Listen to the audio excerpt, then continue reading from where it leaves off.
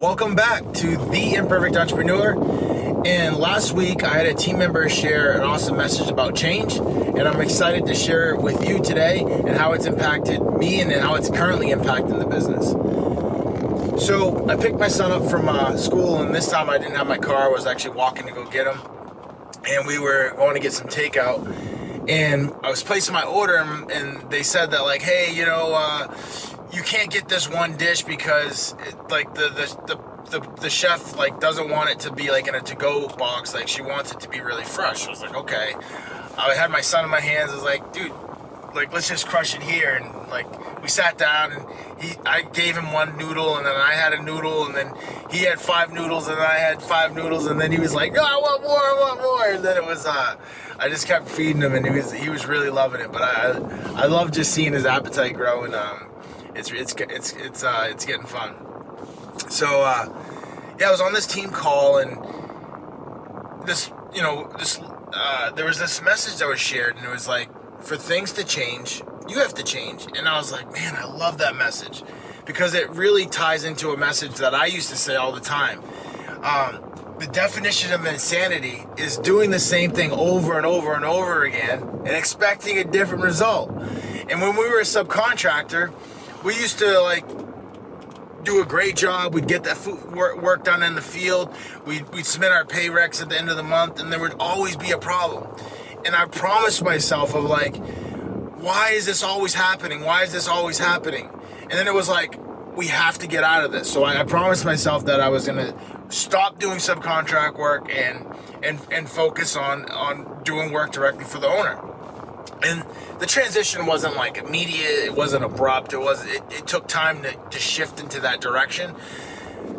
But again, it ties into that message, because for things to change, I had to change. If I continued to just do the subcontract work that we were doing, we were going to continue to have the problems we were having.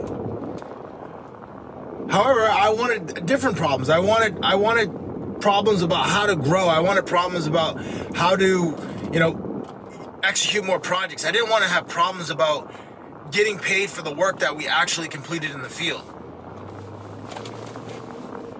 And for things to change, I had to change the project we were going after. And it was a painful transition too, because I had to learn a whole new skill set. I had to learn how to not just bid my one little line item, right? Or site utilities or civil construction. I had to learn how to get prices for all of the divisions, right? We had to get prices for general conditions, had to get prices for concrete, masonry, carpentry, specialties, roofing, all of these things that HVAC, electrical, things that we never had to deal with before. And it was an interesting process, and I'm glad we did it, because we wouldn't be where we're at now if we didn't do it. And it's just that message is for things to change, you have to change. It's so simple, but it's definitely not easy to do. However, it moves you intentionally in the areas that you want to head towards.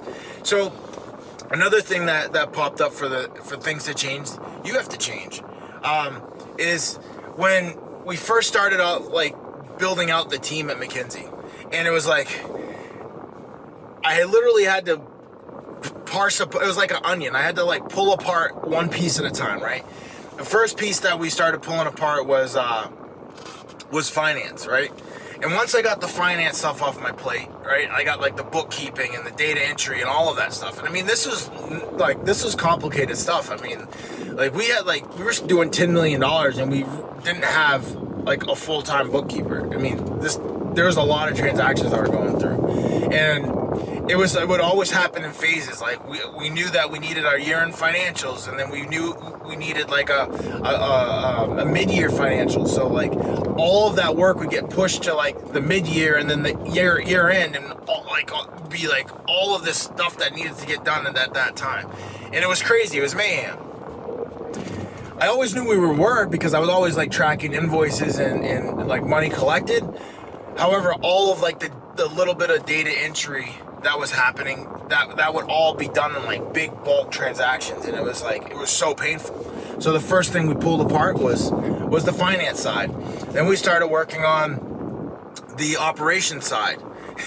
And then at the same time we started working on the estimating side. So we started pulling all these things apart, that like all these little pieces of the business that actually make the business move forward and grow.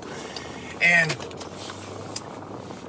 as I think about it, it was like, so it was challenging in the beginning. And I remember literally telling team members like, hey, like I have this all in my mind. I've been doing this all by myself for X number of years, 8 years, 9 years, 10 years. Now I'm trying to get this pieced apart. So I need you to be patient with me, and I'll basically show you how I'm doing everything. And then we need to basically set up a system around this thing.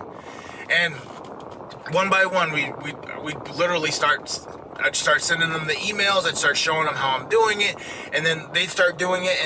And for things to change, I had to change, right? I had to stop doing everything and start giving things to different team members. And now we're starting to reap the rewards of it, right? Now we're starting to get the capacity that process, or that they're taking those bits and pieces off of one person's plate and dividing it up and giving it to multiple people's plate. We're starting to get the build the momentum that breaking apart that process creates. And I'm excited about that. You know, I'm like, I really see how we can get to the next level. And it's still a process, but for things to change, things need to change in the organization. I had to give up things that I was comfortable doing, like that I liked doing, or things that honestly I didn't really like doing, but that I did because I needed to get them done. And I didn't have the confidence at the time to really build a team around it. And then at the same time, it was also a little nerve-wracking for me because I didn't know if I had enough work for each one of those, like each one of those divisions. And what is it?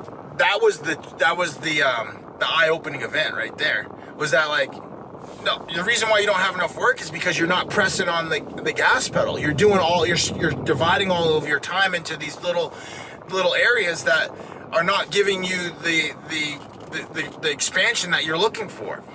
However, you break it apart and then give people to manage that specific area of the business. Now we can really push on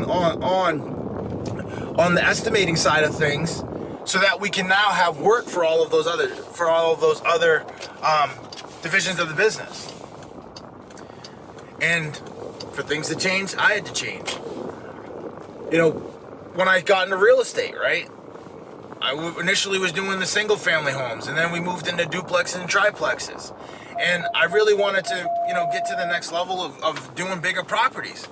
For things to change, I had to change, right? I started going and getting around other people that were doing the 100+ unit properties. The people that were buying big deals, that were doing the things that I wanted to do. For things to change, I had to change. And I when she shared that, it was such, I've heard the saying before. It's like one of those sayings that you forget, or, I would say it a little differently. Like, hey, the definition of insanity is doing the same thing over and over and over again and expecting the same result. How do you fix that? Well, for things to change, I had to change.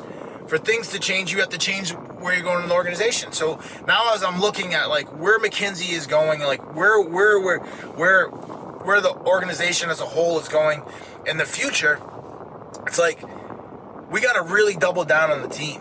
Like, we need to build capacity in the organization, right? Right now we're submitting proposals. I mean, this is going to be our biggest month yet, like $60 million in proposals going out the door. Like, how do we do this every month? Only way we're going to be able to even come close to doing it every month is to build out the team to handle it, right? Like, right now we're just doing it in a spurt. Like, oh, we got this 1 month where we got $60 million worth of projects to get executed on. Let's, give it all we got and push and shove and do whatever it takes. But like, how do we make this like a normal thing in the business? And for things to change, we have to change, right? And like, that's the thought process. For the operations side, like, how do we get the business to be executing on submittals, to RFIs, to change orders, getting all of those things moving forward out the door?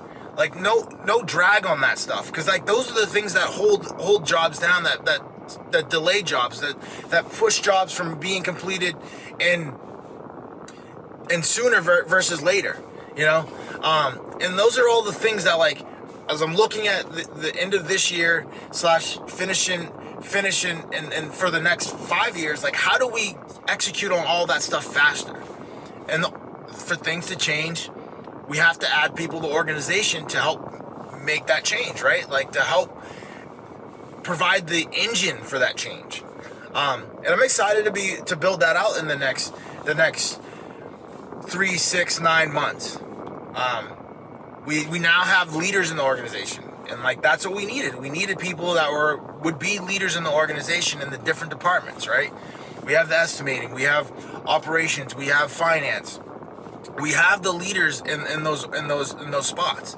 Now it's like, how do we double down, and how do we really take and push this thing to the next level to really drive growth in business and growth in revenue and profit into the organization. I'm excited to double down on it, and I just wanted to share that message with you. For things to change, you have to change. So what in your life are you saying you want, but you're not getting? And what do you need to give up? What do you need to change in your life to go get it? Like, we want to be a $100 million company. We're not going to do it with 20 people, right? But we can't just go and hire 100 people. Like, we have to go get the projects first to be able to substantiate those 100 people, right? So for things to change, we're building out the team on the estimating side, which will then flow through to the operations side, which will then flow through to the finance side. For things to change, we have to change. For things to change, the organization has to change. For things to change, I have to change. And I want you to think about that too, in your own life. For things to change in your life, you're going to have to change. If you got value from any of the content, I'd love to hear from you. Go ahead and leave me your questions in the comments below, and smash that like button. Let's roll. Have a great day.